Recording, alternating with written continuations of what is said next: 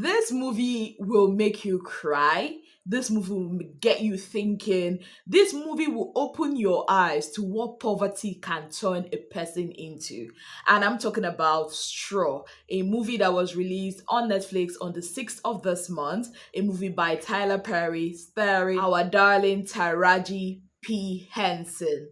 Oh my goodness. That movie is just like 30 minutes into the movie and I was already shedding tears. Like, that's how intense that movie was. So let me just give you guys a rundown of the movie. So there's this lady called Janaya Wilkinson, and she's the character that is being played by Taraji, the main character. So she lives in this apartment, very rundown apartment. As we get introduced to her environment where she lives, a very small place, a cubicle, no proper lighting, no AC, there's a fan, and then we see, the eviction notice, we see the TV and everything. Like, it's given poverty, honestly. Then we get introduced to her and her baby lying down on the bed, right?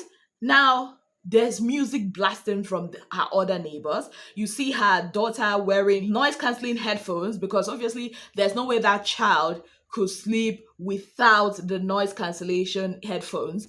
And then we see her alarm goes off, she wakes up, her day just starts on a very bad note. Her rent has expired. I mean, that's why we saw the eviction notice.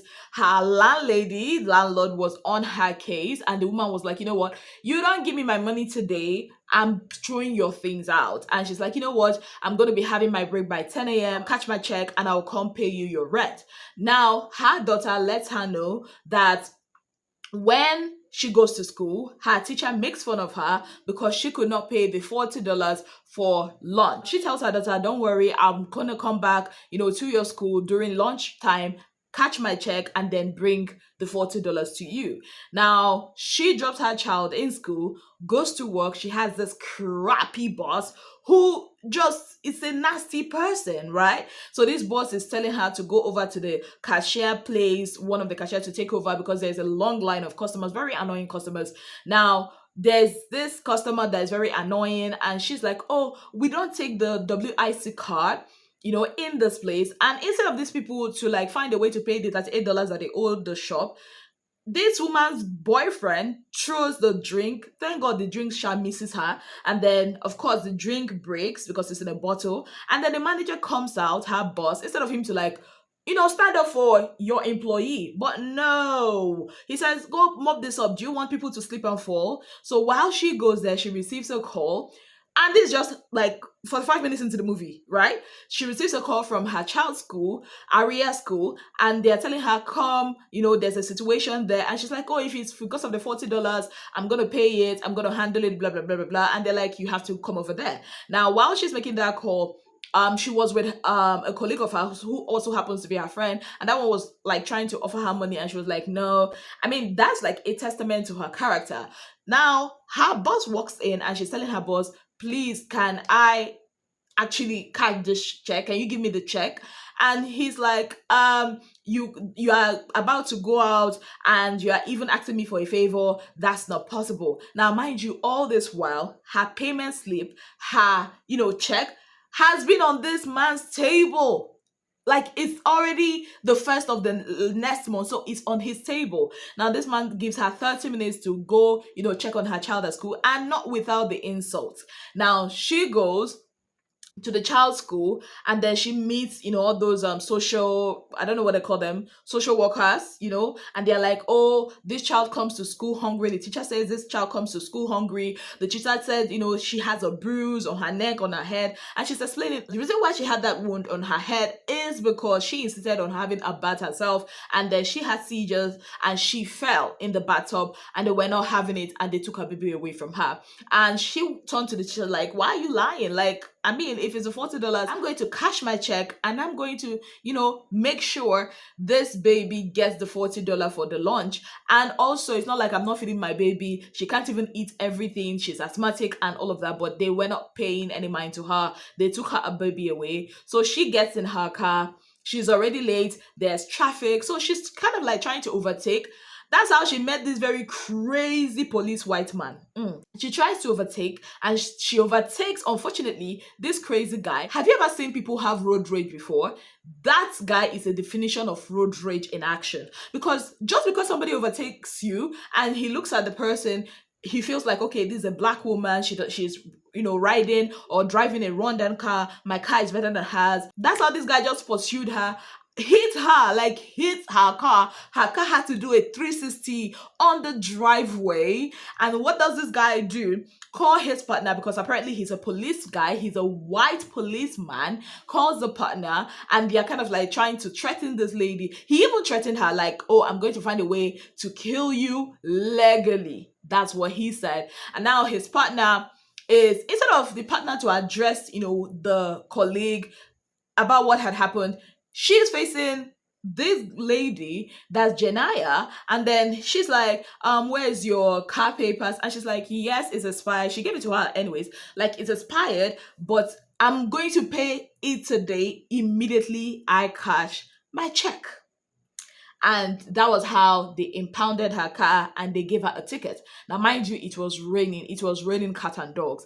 That was how she walked in that rain back to that store. Now, I did not tell you, there's a part I missed. Before she drove to her child's school, there's a bank, Benevolent Bank, in front of her supermarket. And she walked in there first.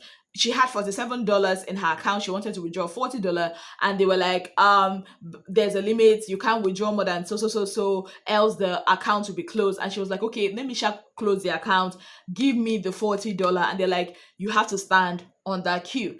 Anyways, fast forward to this time. She walks back in the rain, no car. She walks back to the supermarket, wanting to enter one of the cashier spaces to start attending to people. That her stupid boss walks in, and he's like, you're not going to do that. You know what, at this point, I think you're fired. Like, you're fired. Like, you are fired. And she's like, okay, fine, I'm fired. It's all good. I need a job, but you fired me. Oh yeah, please give me my check. And the check all this while has been lying on this man's table.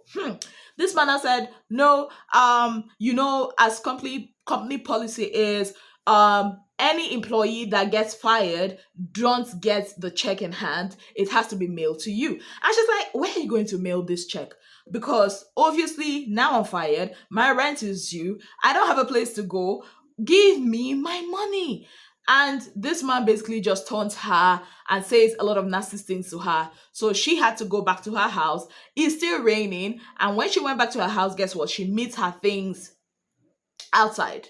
Yeah, even her child's, project outside. Like, it's raining on it, and the landlady is there, like, oh, I know that you're not gonna pay, blah, blah, blah, blah, blah, and a whole lot. And then she had to go back to the store, like, I need this money. I worked for this money. Just give me my money. Like, a lot has happened to this woman in one day. So she goes back to that manager. The man is like, hell nah, I'm not gonna give you any money. Like, the guts you have on you to think I'm going to give you this money. I'm going to mail it to you like the standard procedure. And as they were talking, two guys, robbers, walks into the store, and because she still had her name tag, called her name and then started brandishing a gun and wanted to take the money. The manager was giving them the money and all that. And she was like, no, no way I'm going to allow you people to take my money. I need this money. I worked for it. And she went on to like fight one of the robbers, and mistakenly, as they were dragging, she shot the guy. She collected his gun and shot the guy. The guy died on the spot. Now, his partner saw it and ran off. You will not guess the next thing that happened. Oh, yes, you will not guess. This manager of hers now said that she's part of these people. That, in fact, she's the person that called these people to come and rob the store because she needed money. Now, this man takes his phone and starts calling 911, saying that this woman is in on the robbery. And because of that whole thing, she's had enough. She snapped and she shot the guy. She shot the guy, collected her check, went to the bank. It was 4 p.m. The bank was closed, but the manager asked her to come in. So as she came in, the manager directed her to one of the cashiers, Tessie or Tessa. Yeah, very nasty babe. Anyways, she goes to Tessa and she's like, I want to catch my check. And Tessa is like, you don't have an ID card. And she's like, but you see me here every time. I cash my check here every time. In fact, the last time I came here, you actually cashed this check for me without asking for an ID card. And Tessa is like, I'm sorry, there's nothing I can do without an ID card. That was when she opened her bag and the gun came out. She brought out the gun, and that was, Tessa had to press that emergency alarm thingy. Now, meanwhile, the police came to the scene of, the mother of the robber and one of the robbers and the manager. And immediately the black policeman was like, she did it, blah, blah, blah. But the other police person, the woman who is played by Tina Taylor, she's like, this doesn't look like, after watching the CCTV cameras, this doesn't look like what you are describing. This woman doesn't look like she's in on this. I just feel like she's not, right? And then they go together to her landlord or her address, and then they meet her landlady. And there's this other guy, there who is also her neighbor, who she always gives money to. That is, Taraji's character gives money to, even when she doesn't have. Now that tells you a lot about her character. And the female police woman was like, this woman doesn't look like a killer or a murderer or a robber or anything like that. This doesn't add up, right? Then back to the bank, everywhere is going haywire. Like, the police are getting involved. One of the security guy at the bank and one of the guys tried to attack her, and then they found a way to escape from the bank. She was not even holding them hostage. In fact, she was oblivious to what was happening around her. This woman was just a woman that has had a lot. Like, she's had it up to here. She just wants to cash her $512 to give $40 to her daughter for her lunch, and to pay her rent, and to buy her daughter's medications, and to go pay for her car ticket. This woman just wanted to survive.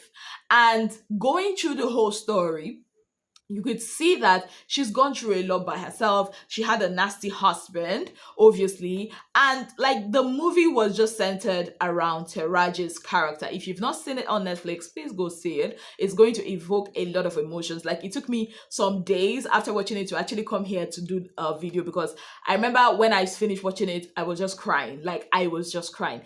Anyways, this is what I think about that movie. Tyler Perry, take your time. Don't be making me emotional. But also, on a very serious note, that movie addresses a very big issue that a lot of times we don't talk about, which is poverty is quite expensive.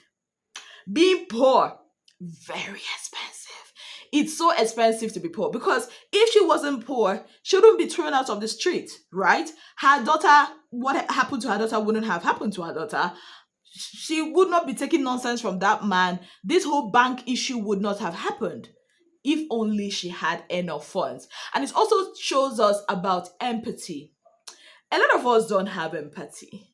Like, especially when we are in a position of authority and we feel like we are dealing with people that are helpless. A lot of us, we don't have empathy at all. Look at the landlady. She could not just wait for 3 days, 3 days for her to cash her check and pay her.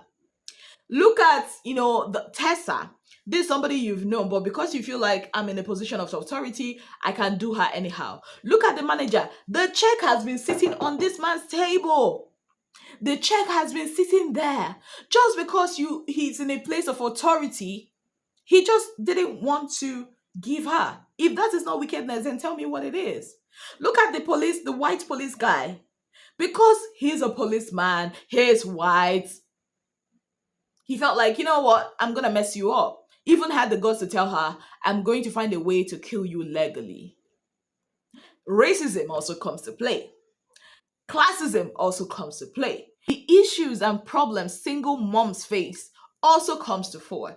That movie is a movie that everybody should go see. It's a lot. Taraji delivered as usual. Like, she put in her best. And I heard she did that movie in 4 days. She did her part in 4 days. That tells you the league.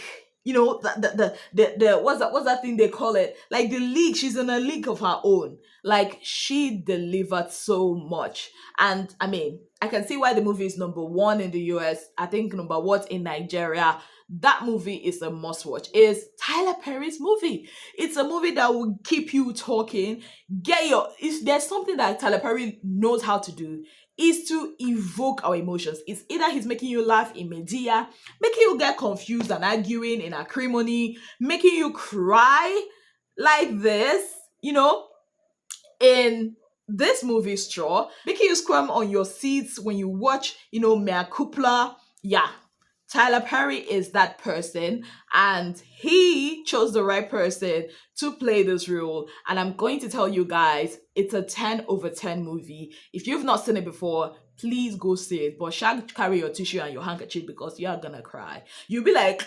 everything is just happening to this woman at once. Everything. And I'm not going to, if you notice, I did not tell you about how this movie ended, did I? Mm-mm. Because I want you to watch, because at some point yourself you'll be confused, like, what? Did this happen? Did this not happen? Was she hallucinating? Was she... Anyways, shall just go and watch the movie because you will love it and you will definitely shed a tear or two. If you've seen the movie, let me know what you think about it in the comment section. On that note, I'd like to say a very big thank you to you all for being part of my channel. If you have not yet subscribed, what exactly are you waiting for? Kindly click on the subscription button, click on the notification bell to let you know whenever I post any new video. Until I come your way again, I remain your darling girl, Azine Williams. Have yourself a beautiful, wonderful day ahead. Bye, guys.